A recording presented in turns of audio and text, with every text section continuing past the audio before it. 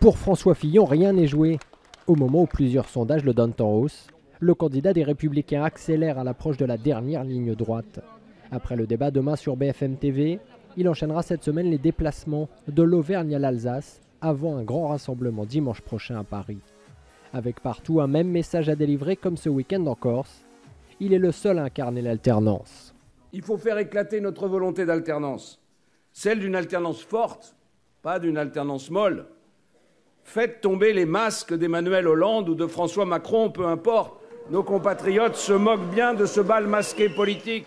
Toujours distancé dans les intentions de vote par Emmanuel Macron et Marine Le Pen, l'ancien Premier ministre croit pourtant à la qualification au second tour. La raison, selon lui, il est de nouveau audible sur son programme. Il ne se pose plus en victime. Il arrête de dire attention, c'est le grand complot, c'est Hollande, c'est Macron, etc. Il parle de son programme, ça c'est tout nouveau. Il revient sur le fond. Il fait finalement comme si les affaires lui-même et surtout les Français, espèrent-ils, les mettent un peu de côté pour se concentrer sur les propositions, sur celui qui, dit-il, est le seul capable de changer véritablement la France. Autre argument mis en avant dans le camp Fillon, il serait le seul à disposer d'une majorité stable à l'Assemblée, contrairement à Marine Le Pen et Emmanuel Macron.